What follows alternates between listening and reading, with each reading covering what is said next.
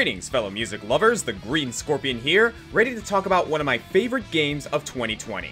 If you've been following me for the past few months, you're probably aware of my love for No Straight Roads, an action-adventure rhythm game hybrid from indie developer Metronomic.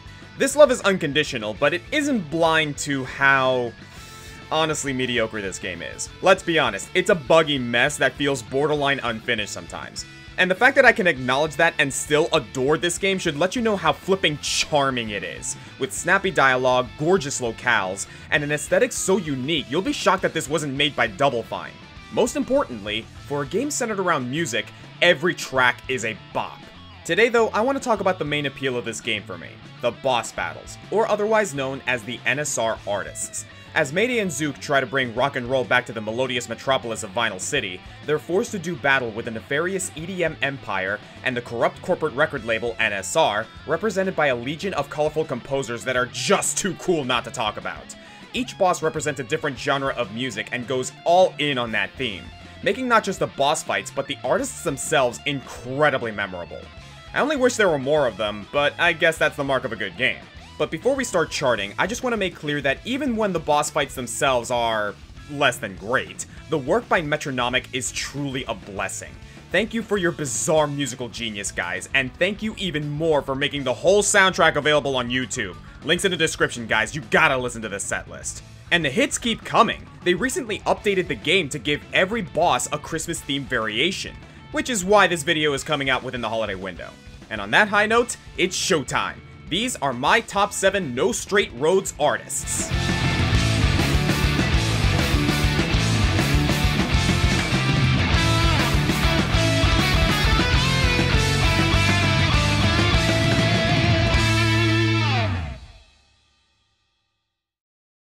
Like I have no choice but to defeat you with the power of love, Sayu.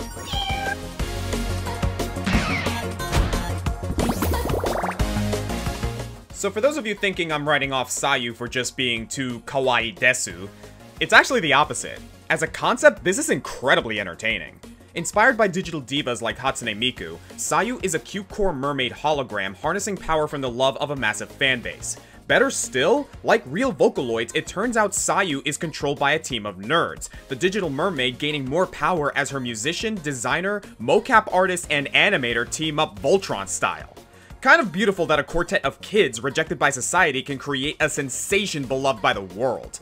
And yeah, she's disgustingly saccharine, but that should just make defeating her more satisfying. Right?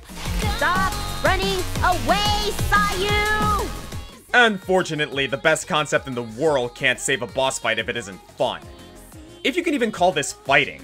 Sayu is a runaway boss, forcing you to traverse perilous terrain, and most of the time, you're not even attacking her. You're taking down these macro microchips that cause her to glitch out. Again, fun in concept to see her bug out when the game itself isn't bugging out.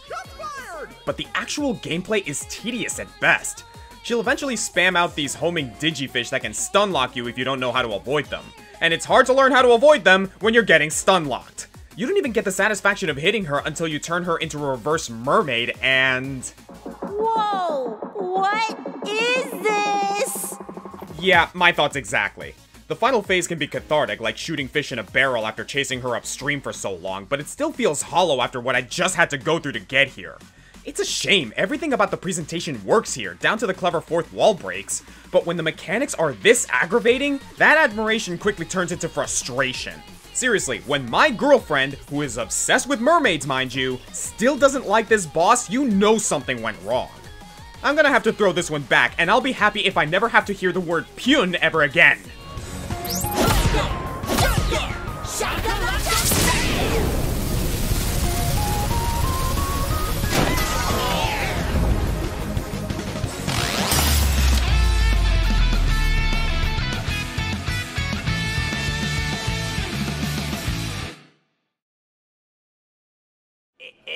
Ew! Rap battle! I said I don't have time to play. Okay lah, aku pergi curi lagi fans kau. Ah! Fine then. Let's get this over with. Jaya lah! Okay, yeah, in terms of the story, DK West isn't technically one of the NSR artists, but he is an obstacle in Mei and Zook's journey, and I just really want to talk about this guy, alright? A college dropout that made it big in Vinyl City as a rap artist, DK West is Metronomic's love letter to Malaysian culture. They are a Malaysian game developer after all. He speaks Malay in cutscenes, even in the English dub, and his dance style, clothing, and even that Aku-looking demon he conjures all follow this theme. Fun fact, that demon is called Bulwayang Kulit, named after the real-world style of shadow puppet theater that originated in the neighboring country of Indonesia. Utilizing this umbral bovine and his spoken word expertise, he returns to Vinyl City at NSR's request to stomp out Mayday and Zook's little rebellion. And to add to the drama, West is Zook's big brother. West, what are you doing here? Oh, tak ada apa. Cuma kongsi aja dengan orang kat sini apa erti music sebenar. Real music? Kau betul nak buat hal kat sini? Sekarang? This family history becomes the crux of a rap battle where each brother lays bare all the bad blood between them. DK West shows up 3 times throughout the game, and each time we get a fuller picture of their relationship. It's a surprisingly effective vehicle for character development, not just for DK West and Zook, but for Mayday and even other antagonists like Tatiana and Eve. Good thing the writing is so good, because the fights themselves are really just a glorified minigame, a detour from the rest of the adventure. Not that the detracting gameplay styles are an automatic deal breaker, but they get harder than I think they needed to be. The third bout is downright oppressive. I highly recommend getting a friend to help you co-op your way through this one. Still, an annoying difficulty spike is preferable to the sustained slog of Sayu's fight. Plus, I really admire when a game can sneak world building and characterization into gameplay like this. You're not the best, DK West, but at least things didn't go too far south. Bye, West! That was some legit rapping skills you got there, May. You're welcome, buddy. Yo!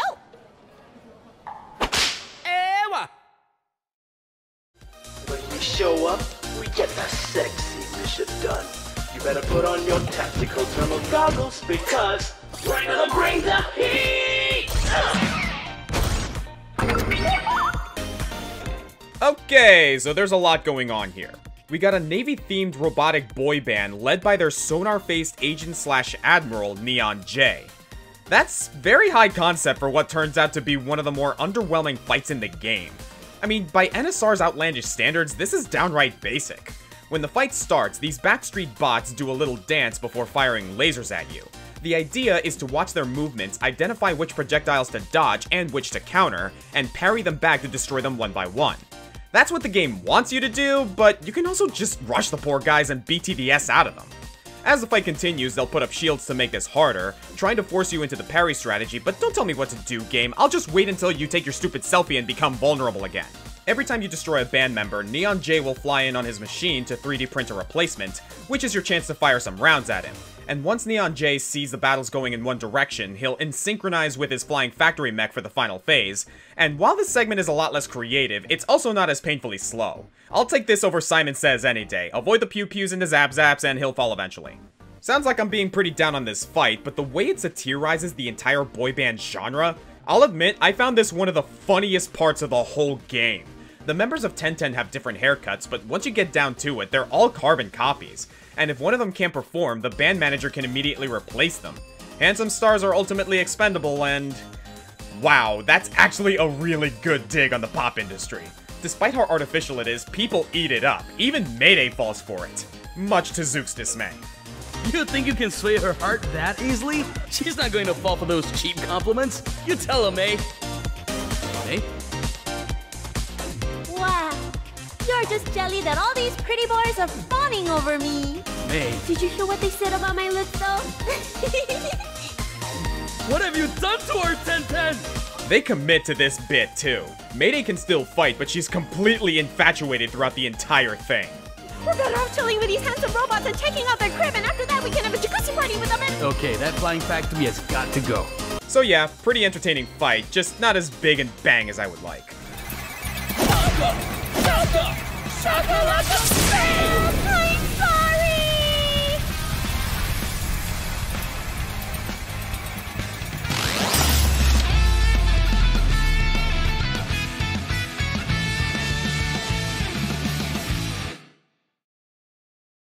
Forget it. This is going nowhere. I'm just gonna finish you off right now. Whoa, wait, what? It's time to turn up the heat with Tatiana Quartz, CEO of NSR and the final boss of the game. Oh, well, that's never a good sign, is it? The final boss only making it halfway up the ranking? Don't worry, this isn't a Jasper Bad Jr. situation. I actually really like Tatiana as a character. I wasn't sure what an antagonist for a game like this would look like, but Tatiana really delivers in terms of design and personality. She's a breath of fresh air, the intimidating no-nonsense ruler of Vinyl City, which is otherwise filled with exaggerated over-the-top personalities. You would think this would make Tatiana boring by comparison, but she still manages to be sinisterly charming. She even gets some good jokes here and there. It's, still 47%. Ha! Wait, what? Oh, bravo! You sure showed me. Shall I go get the champagne? Unlike the rest of the bosses, Tatiana isn't an artist. She's something far more dangerous. A producer, commanding the city's entertainment with an iron fist. And what I love so much about her is how she ties the themes of the game together. I mentioned this back in my review of the game, but to me, No Straight Roads is about the relationship between artists and fans, how those fans grow up to be the next artists, and how dangerous it can be when this relationship breaks down. Tatiana is, in actuality, an ex-rock star, cool Fyra of the fire-themed band The Ghoulings. But after her band had a falling out, her inner magma cooled into an unfeeling stony skin. She stopped listening to her fans and even herself so that she wouldn't have to hear rock ever again. But she's not the only person at fault here, as she's quick to point out. You got fans like Cliff, who's willing to drop a satellite on a city all because he thinks his favorite musicians owe him something. And as Tatiana remarks to our heroes, Mayday has no idea what she's going to do if her revolution succeeds. She's just lashing out because people don't share her opinions on music. Tell me, how do you intend to run the city if you win? What about the hundreds of NSR employees who'll be thrown out of work? Have you considered the inevitable insurgents from the people who still genuinely love EDM? Can you really run the city under those circumstances? Yeah, she's got a point, May. All of this is an excellent setup for the final encounter, which is... well, it's alright. I don't really have any particular praise for it, just that I love all the context around it. It's certainly challenging on your first go, but that's mostly because she can do a gross amount of damage in a single hit. Like any other boss, you'll eventually learn the pattern and style on her. So, maybe a bit disappointing for a final boss fight, but it's everything I could have asked for in a main antagonist.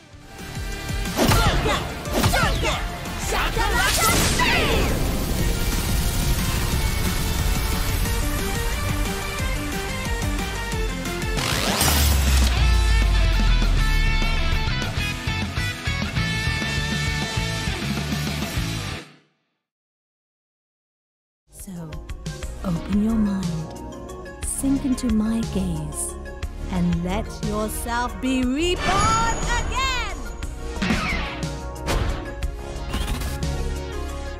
The Tatiana fight might have fallen just short of expectations, but in her defense, Eve is a tough act to follow. Everything from the arena to the music to the attack animations is just beautiful. And what's more, this has personal stakes to it. Eve is Zook's ex-girlfriend, and she is not happy with him. If I can take a moment to examine the aesthetic, both Eve and her arena take on a dichromatic motif, evoking a lot of minimalist and illusionist artwork. In particular, Eve's face looks like one of those optical tricks where a picture of one face is actually a picture of two faces. You see what I mean here? There are two major readings you can take from that symbolism. Either that every individual contains multitudes, which makes sense for Eve, who fancies herself to be endlessly deep, but this imagery is often also used in culture to represent perfect companionship, one person completing the picture of another. And that's an idea that Eve has taken a bit too close to heart. Despite her monumental success as a musician, Eve sees the loss of Zook as her greatest failing, thinking she is without purpose alone. And that was a lot of pressure for Zook, having to change himself to suit her image of him, which is apparently why he left her. So yada yada, crazy ex-girlfriend, how's the fight? Pretty dang good aside from being a feast for the eyes. Eve keeps you on your toes with changing perspectives and area control, then adds another layer by separating Zook and Mayday from one another, forcing you to switch between them in two parallel levels. I remember thinking it was a shame in the 10-10 fight that they didn't do something to hamper May's effectiveness, since, you know, the boy band was charming her the whole time.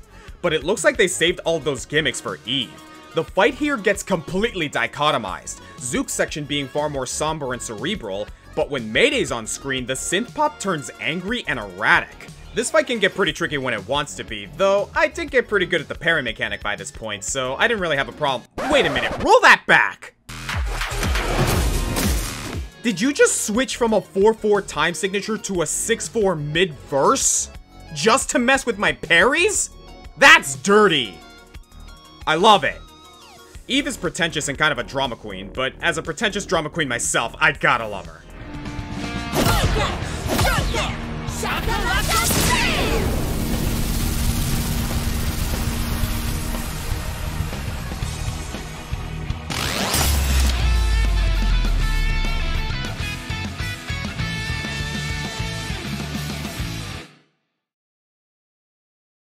Don't you know who I am? I am DJ Subatomic Supernova! My music will reach the furthest corners of the galaxy. What have you done today, simpletons?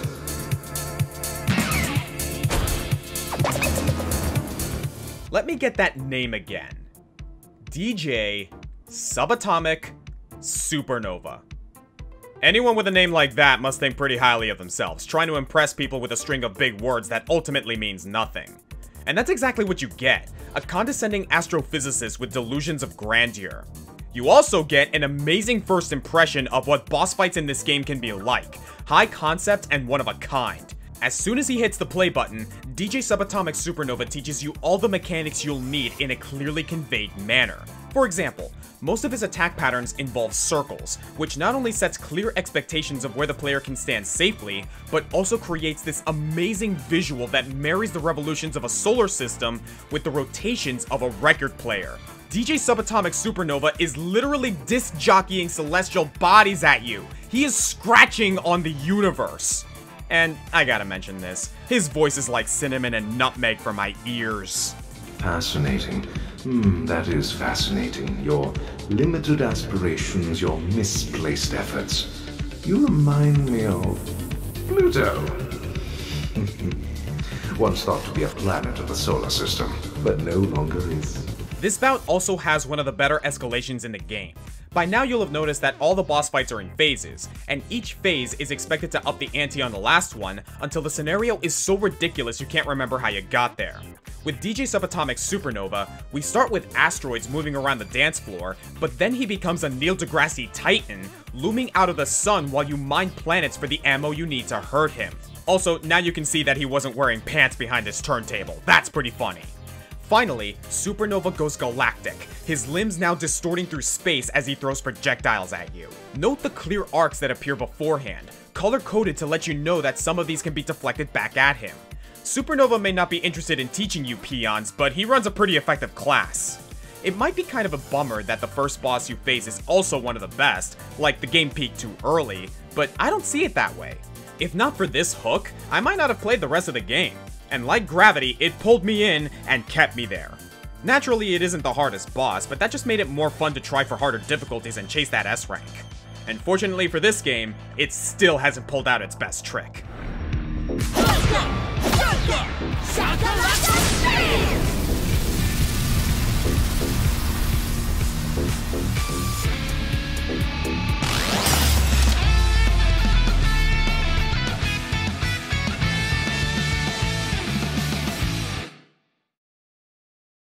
In the case of Eve, I really enjoyed seeing No Straight Roads use its dialogue to explore a complex character dynamic, with exposition seemingly integrated into the fight to give the battle more weight. But this is a game about music, and sometimes with music you don't need a lot of words to explain a story. Sometimes, you can just let the melodies speak for themselves, and this is the thought that I kept coming back to when replaying the match against Yinu, the Golden Maestro. Ugh, you gotta be kidding me! I've heard this a crap-billion times!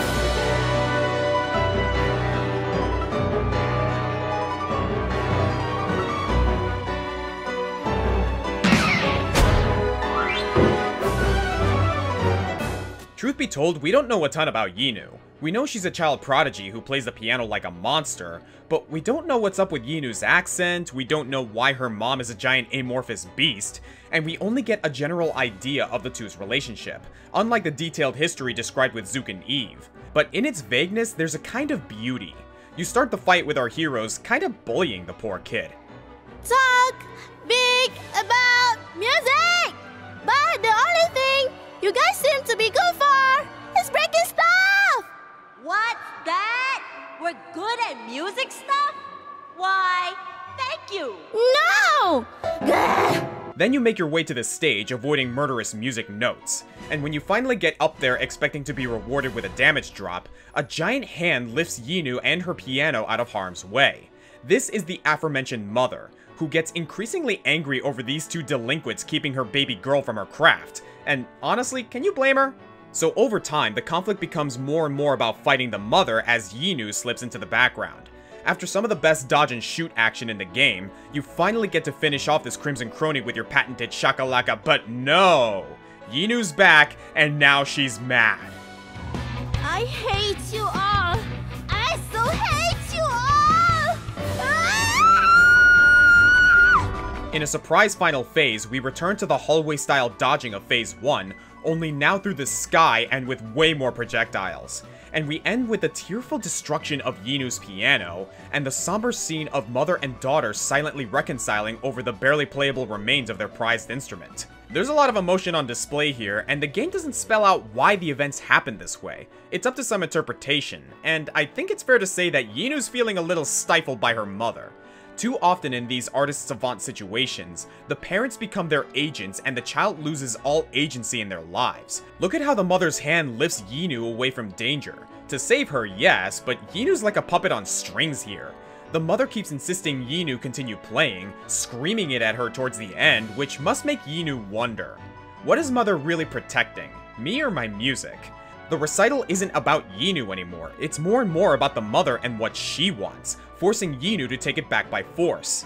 Playing music was supposed to be fun, but she does come around by the end.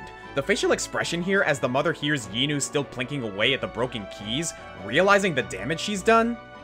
I wasn't expecting this game to get so poignant. There's also the whole angle of classical music. I never wanted this list to be about whose battle theme was the best, because all of them slap so hard, and it's not like it's totally original to mix classical with rock or EDM or what have you. But this composition is immaculate, one of my favorite tracks in the game. Even if you replay the fight with the pure rock version, this final chase sequence is always done with piano. Yinu will be heard. You gotta think, Mayday and Zook are doing all of this to prove that rock isn't dead, so they won't be forgotten. But if you think about it, classical already went through this same battle. When ragtime and jazz, and ironically rock, hit the scene, it was decided that there was no place for classical music in the public zeitgeist. It had to retreat to its own niche radio stations. So you'd think Yinu and Mayday would have a lot to talk about. It's here where I first realized that our heroes were doing the same thing to everyone else's music that they feared would happen to theirs, smashing it down because, in Mayday's opinion, nobody likes it. And as Yinu points out before the fight begins, all Mayday and Zook seem to be good for is destroying things. Is that what rock and roll is supposed to be? Destroying every other artistic outlet so that you can have things your way? And this is the idea that comes back around when fighting Tatiana. What are you going to do when your music revolution succeeds? Why is your passion more important than everyone else's? I feel like this game is a lot smarter than it had any right to be. So all in all, Yinu is the total package. A story shown not told, a challenge that tests you on all of the game's mechanics, and a song that I can play to pump myself up in the morning. All these fights last less than 12 minutes start to finish, but the best ones stick with you a good while afterward.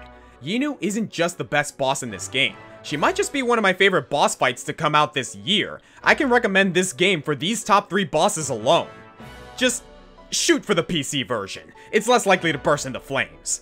I'm the Green Scorpion, wishing you all a happy holidays and a happy countdown-filled new year. See you next time.